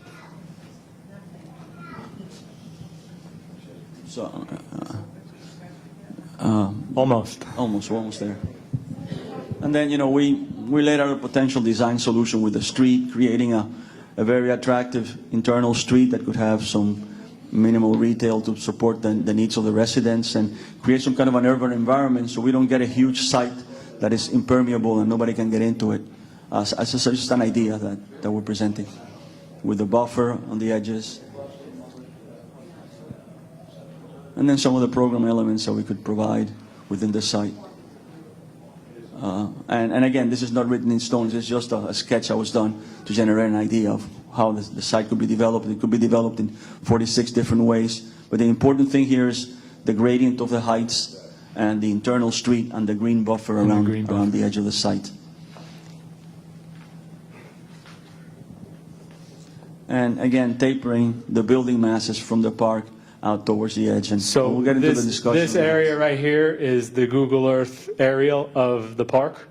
And if you take a look in elevation, you can see this kind of transition gradient of heights that we would propose in any potential amendment to the code. So you can see that the buildings, as they're permitted to develop now along the park, the code could require the buildings to only go 3 or 4 stories along the park, and then the majority of the height would happen at the southern end of the parcel to reduce the impact along the park. Next slide. And then we do some shadow studies of that idea, and you can see the shadows. And Josh, you want to talk to them? Yeah, so you can see 9 o'clock in the morning, there's no shadow, and then the shadow starts to come along. And it's hard to see on the aerial here, but there's a line here, and that's the shadow at 1 o'clock, 2 o'clock. So the shadow of a 3 or 4 story building only on the longest day, winter solstice, on the shortest day, winter solstice, is only going to encroach on the park maybe 60 or 65 feet, according to that. So with that said, I want to open it up for discussion. Do you have anything else? Oh, okay, I'm sorry. Yeah, we just have a couple potential recommendations that would be subject to further discussion, but our recommendation would be to include this Northwest Dixie property within the mixed-use neighborhood center zoning boundary. That would require the regulating plans to be updated and all the diagrams to be updated. And then lastly, we would recommend that we resolve any current incompatibilities between the mixed-use neighborhood center zoning and the future land use map in the city. Well, great. And now we're open for discussion, so we're going to start with this young lady right there. And why are you laughing? My family moved to North Miami Beach in 1959, so we're kind of invested here. I appreciate your efforts. I appreciate everyone's comments, but I'm just going to say I think we're deluding ourselves. Congestion does not make for the quality of life. When I have visitors come here, they are turned off to this beautiful area because they can't get over, everybody knows this, the traffic, the lack of green space. Your definition of green space, I think I would challenge. I think green space is nature parks, natural trails. It's not just a pedestrian walkway. It's just too much. People are leaving South Florida because of congestion, and it's turning into a concrete jungle.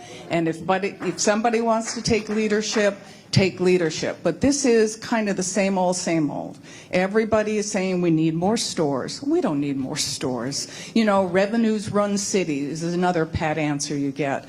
But it's not for me. I'm very disappointed to see North Miami Beach go this route.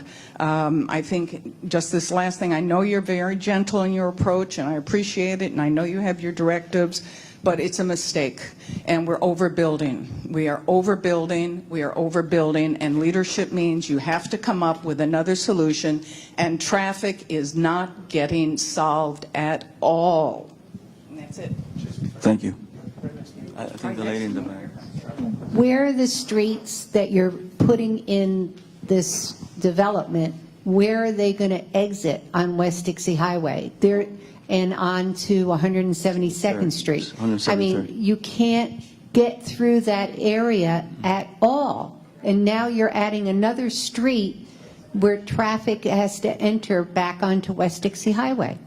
It doesn't make any sense. Nothing on that lot makes sense, people. The city should buy it and make it part of the park already. It doesn't make sense. Thank you for your comments. Now it's your turn. Thank you. I really don't need it. I have a big mouth. Well, I'm with her. You might not need it, but I do. The mixed use is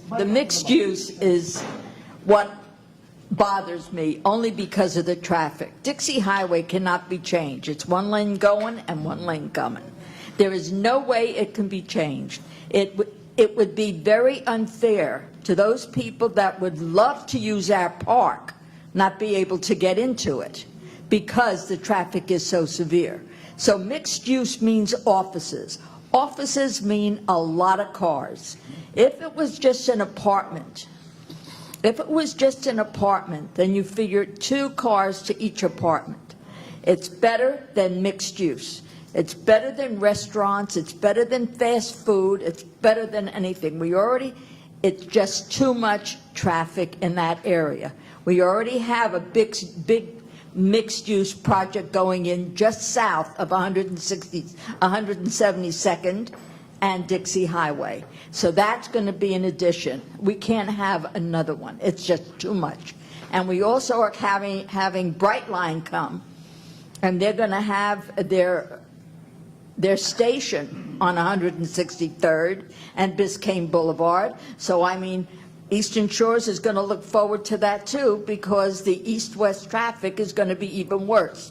So, I mean, we just cannot handle all these cars. And North Miami and North Miami Beach and all of North Dade, they don't know anything about public transportation. We haven't had it. I moved here in 1951, and I took the bus from Hollywood because we had no transportation. And I want to tell you right now, it is not much better. Thank you very much. Thank you. You know, the reason I asked if you would point out Miami Gardens Drive, because for those of us who live here and have lived here for a long time, there's a school at Miami Gardens and Dixie Highway. And when it's in the morning when the kids are going to school, or when it's in the afternoon when the children are leaving school, you cannot get across Miami Gardens Drive to get to Biscayne. So for those of us that still live up by Miami Gardens, we have to drop down to 172 to get across. It can take 2, 3, or 4 lights just to get across at 7 o'clock in the morning. You add more traffic, and I think that other, forgive me, that other disaster that's going to be going up at 170th Street is going to create so much chaos and so much traffic that nobody is ever going to be able to get across to Biscayne Boulevard again. I don't know when that last traffic study was done, but I remember when this first came up several years ago, I think it must have been done at 3 o'clock on a Sunday morning.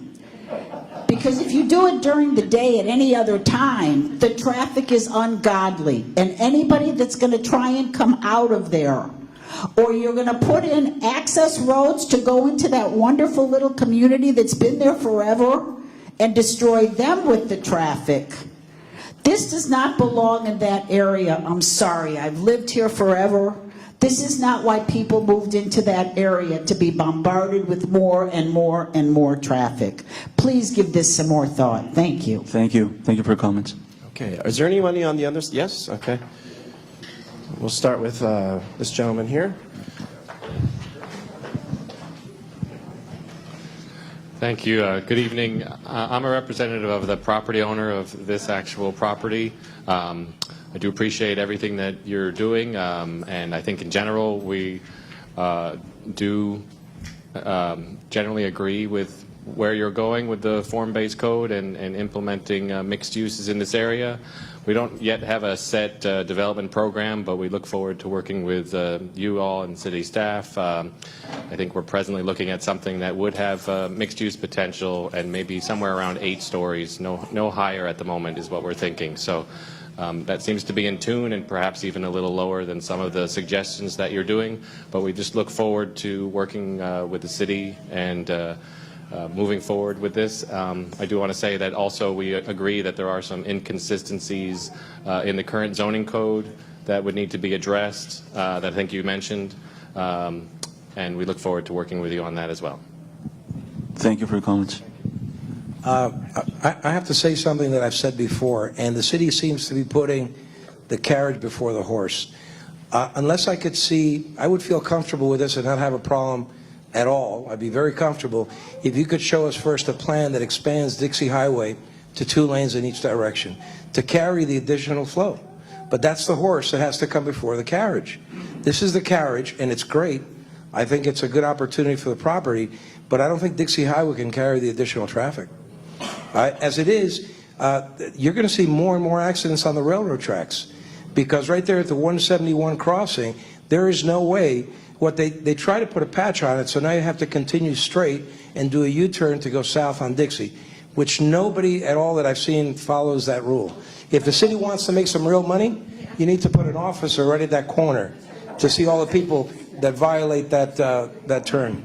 Thank you. Thank you. Thank you for your comments. Hello, I'm Cindy. Hello. This 15 stories, I am tearing it up and putting it up to 15. I mean, it's not going to fit in with that area. I mean, you're talking about single-family homes. There's a rental apartments and stuff that are there. They're 3 stories. And there's a lot of difference between 3 stories and 15. And West Dixie, no, you can't do anything with West Dixie. Okay, you can't do anything with West Dixie because it is what it is. Some parts, if you go down further south, there's 2 lanes. You go further north, well, no. But it's only so much room there. Okay. Thank you. Thank you for your comments. We'll take them into consideration. Hi, I'm Charles Barron. I don't know if you know the history of fighting and litigation over this property that's been going on for roughly the last 9 years or so, I would think. And by the way, you gentlemen who own the property, I'll be glad to meet with you at any time to see if we can work something out that we all would be satisfied with. But the history of this is that if it weren't for we the citizenry rising up and revolting against overdevelopment here, there would have been a 10-story monster building project there basically from end to end on the property from already back to 2009. We got it knocked out in court around that time. Then they came back with another 10-story project. We eventually got that knocked out in court in 2015. So that's the history here. Now, my comments, I have some comments and I have a question about what you think would be appropriate for the property. So, first of all, I like the idea of starting low next to the park and going higher up, going south, except that the number of stories you have as you go south is way, way too high for the neighborhood and for the park. So would you have a specific number? I mean, that was one of my number, and I think others. I think others, and I mean, I can't speak for everybody else in our group, but my opinion is that for that northern next to the park, maximum 2 stories. Then moving further to the south, that for the next level, right? You have 8 to 10. I would say no more than 3 on that part. Then on the southern, further south parcel, you have 15, and I would say no more than 4 at the absolute maximum. on the southernmost parcel there. As far as an internal street, actually, I'm thinking that if you have a low enough complex, a not overdeveloped complex, a dividing street actually might make sense because first of all, that would prevent further development. That would prevent, I would think, tearing down the complex and then putting up a monster complex in its place, because you have that divider in the middle if that becomes a public street. Well,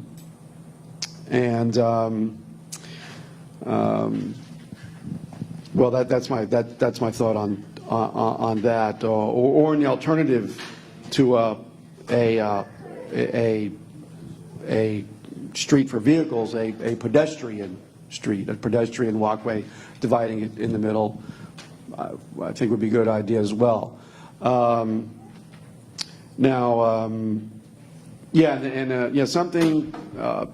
from 8 to 15 stories, that's towering over the local low-scale neighborhood, where you're going to have people who wouldn't be able to go into their backyard without having people looking at everything they're doing. So that doesn't make any sense. And I believe it would drive down property values, because people who don't want that non-privacy aspect of a property are not going to want to buy the property, so there's going to be a lower pool of people willing to buy homes in the area, and it's going to drive down property values.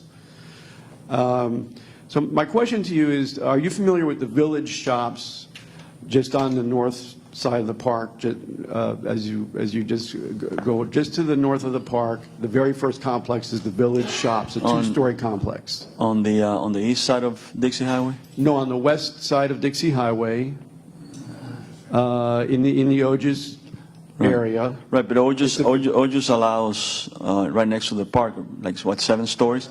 7 stories, and it allows 85 units to the acre, which is a density comparable. Well, no, I'm talking about that. Well, the village. All right. First of all, that village shops complex, which is 2 stories, the owners of that parcel would have great difficulty going up to 7 stories, because there's a restrictive covenant between that parcel and the Reynolds Park Club Condominium Association just to the north, which shares the same driveway. And that developer already asked the Reynolds Park Association if they would break that covenant so that they can redo the whole thing, redo the driveway, so that they could do a more massive project there, and the association said absolutely not. So what the developer decided to do instead of tearing down the village shops and putting in a monster project, they had a great idea. They said, let's improve the village shops. They just put in a new cafe called the Alchemist, which is becoming more and more popular. They're putting in a Russian dance school, and they're doing other things there, and they just repainted it to keep this 2-story complex, this 2-story little shop and little school, music school, and cafe complex. So my question is, what's wrong with having something like that on the Braha parcel? I mean, I think something like that would fit perfectly. That's my question. I think something like that would be permitted on the current It's permitted. zoning in the Braha parcel. Well, I'm saying instead of something that's going up to 15 stories. Well, we presented 15 stories as a point of discussion. As a point of discussion. Or up to 8 stories. All right. Well, Richard, did you want to end with anything, or? Okay. Thanks everybody for coming. Thank you for coming.